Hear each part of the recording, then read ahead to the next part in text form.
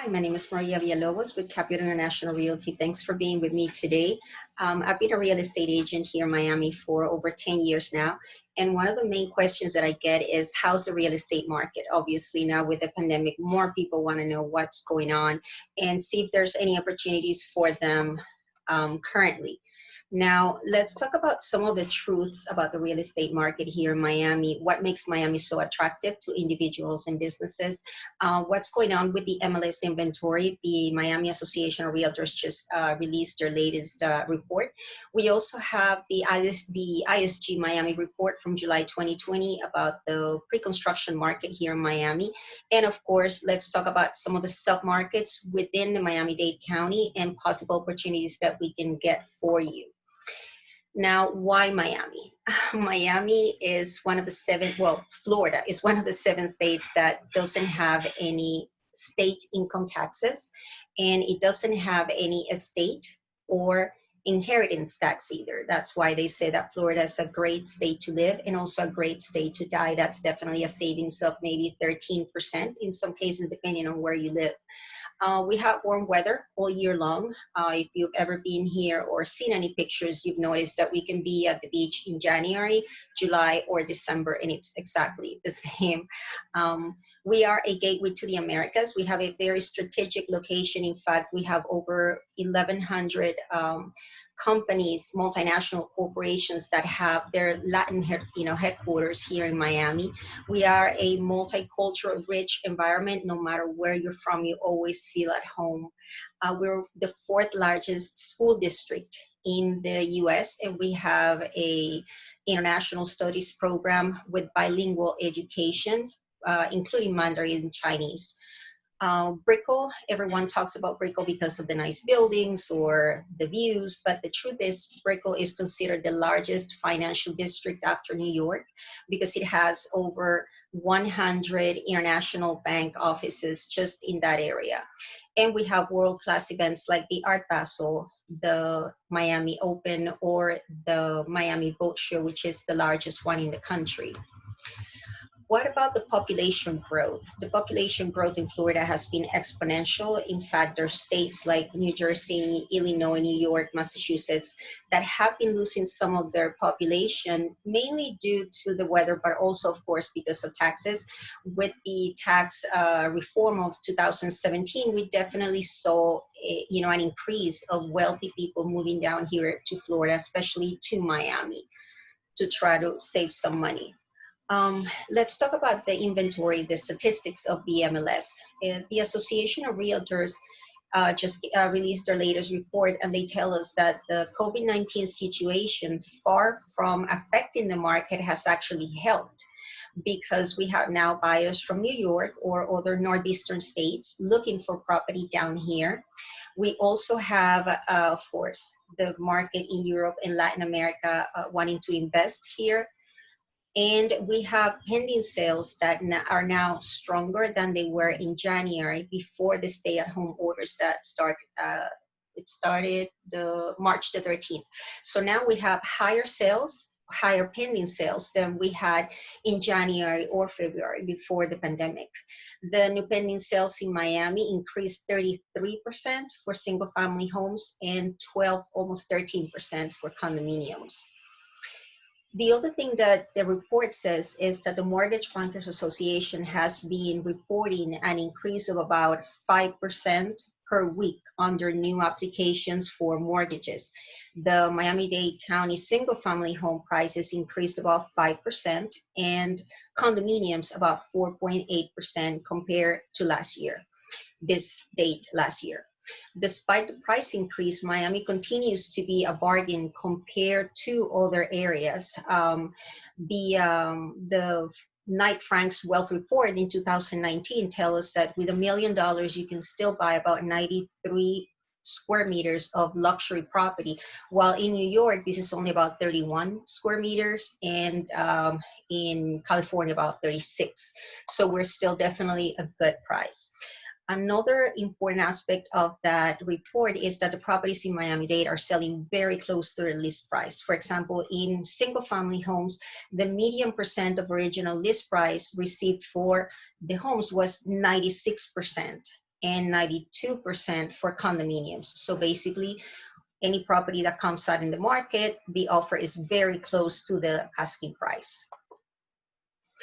In regards to the inventory, we realtors, you're always gonna hear us talk about months of inventory because that's a good way for us to measure the market. Between 6 and 9 months of inventory is considered a very balanced market. Anything over 10 is controlled by buyers. Anything under 6 or 5 actually is controlled by sellers. So when it comes to single family homes, we see that in Miami-Dade, this months of inventory is only about 4.8. So it's market definitely controlled by sellers. And then in condominiums, we see we have 14%, a 14-month inventory, which means that the market is still controlled by buyers. If we separate the market, we see that when it comes to single family homes, when it comes to the market under $1 million, which is of course the one that is the most popular, we see that 69% of all the homes sold in the MLS are between $300,000 and $999,000. And that represents about 678 homes that are sold per month. That supply is only about 3.7 months. So basically anything that comes out sells right away. And the median price has actually increased 2.5% from January through July.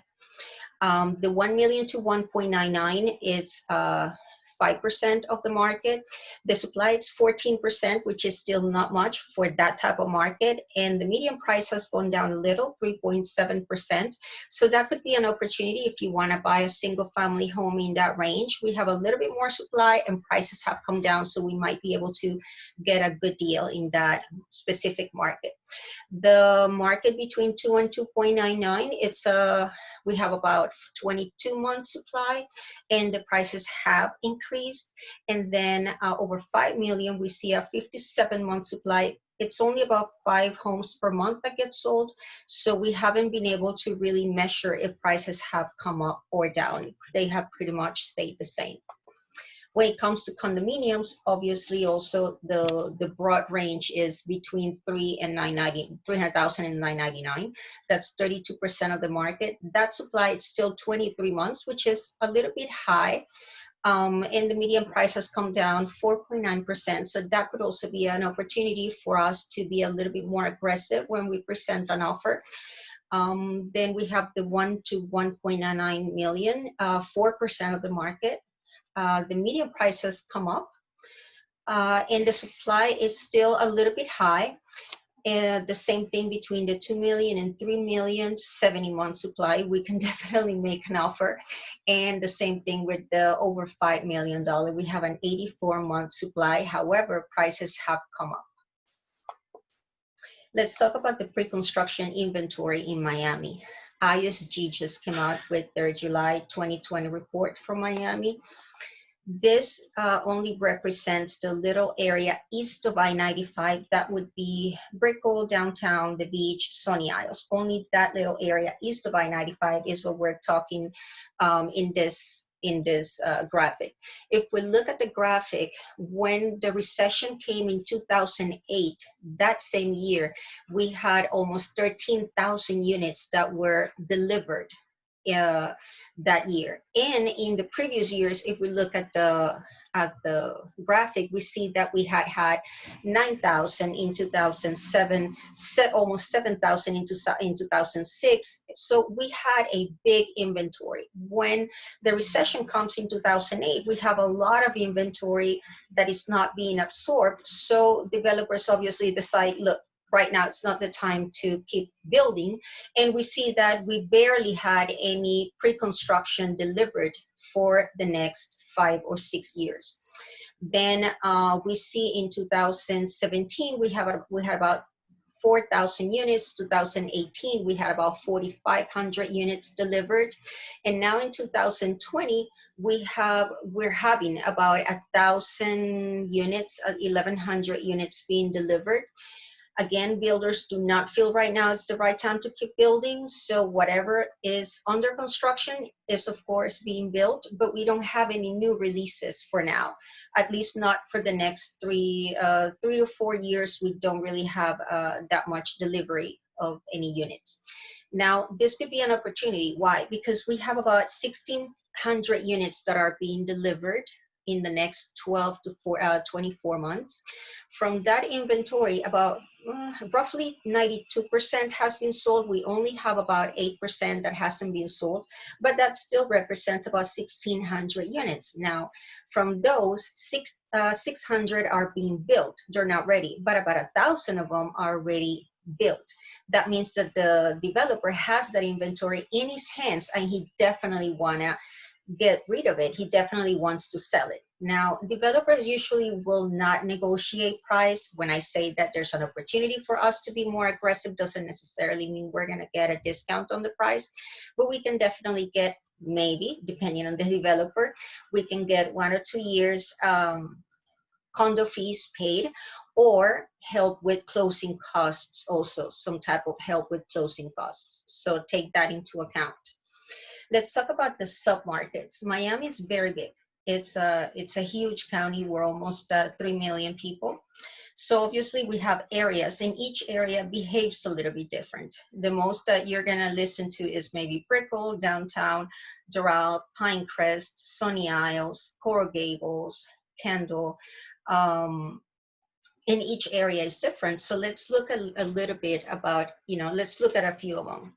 Of course, I couldn't choose all of them. I chose some of the ones that people ask me the most. If there's another area, a particular building, a particular community that you like, and you don't see it here, just give me a call and I'll be glad to send you that information that is more specific to what you're looking for. We have, for example, single family homes in Doral. We see how the inventory came up in May, but we see it come down greatly in June and July. It's not really increasing that much. We have the same thing happening in Key Biscayne. That's another area that people look for a lot. We see that the inventory increased a little during the stay-at-home orders, but now has decreased very much. One of the lessons I would say that the pandemic has left us is that we need bigger spaces. People are looking for single family homes or townhomes, something that offers them some type of backyard. If it has a water view, even better. If it has a pool, even better. And so single family homes and townhomes are definitely having a huge demand now with the pandemic. We want social spaces that are big to spend more time with the family. We want nice kitchens where we can cook as a family and enjoy being at home, because we're expecting to spend a lot of time at home. This is not something that's going to go away one day to the next. We have, for example, the area of Coral Gables, again, single family homes, and we see how the inventory has decreased a lot. And we also have the Pinecrest area where we see that there was an increase in inventory, but it came down greatly also in June. When it comes to condominiums, we see, for example, the area of Brickell in downtown, which is those 2 zip codes. In April, of course, the inventory came up greatly, mainly because those buildings pretty much closed from March to June. They didn't let us go in and show any properties. People weren't allowed to really move in or out of the building. So basically those buildings had no movement for 3 months. But now in June, we see how buildings open again, and we can see in the graphic how the inventory starts going down, because again, transactions are happening. So there are opportunities available, but they're not going to last too much. We still have about 3 months of inventory, but we see how it's coming down sharply. So if you want to take advantage of it, do it now before that inventory is gone. There's still sellers who have been trying to sell their property for the past 6-7 months, who are definitely being a little bit more aggressive on the price and accepting offers. But that's not going to last too long, especially when they open the borders and all those South Americans come out trying to grab all those properties. In the area of Key Biscayne again, but the condominiums, we see how it sharply went up and down again in June when the buildings open. Now, how can we help you? The first thing is definitely to talk about your expectations, your objectives. Do you want a home, a commercial property, a business venture? What are you looking for? The second step would be definitely to search for the properties based on your needs and make an offer. And step three would be to negotiate the contract and, of course, introduction to strategic partners. For example, do you need any legal structuring? Do you need any asset protection? Do you need a mortgage loan? Do you need inspections? Anything you need depending on your needs. I need to know who I need to put you in contact with so that you can definitely be protected from every angle. We would love for you to connect with us. There's our page for Facebook, Instagram, and Twitter. We'll be glad to hear from you. Here is my personal information, my webpage, uh, email, and of course, WhatsApp. That's, I think, the easiest way to connect nowadays. Thank you so much. We definitely want to hear from you.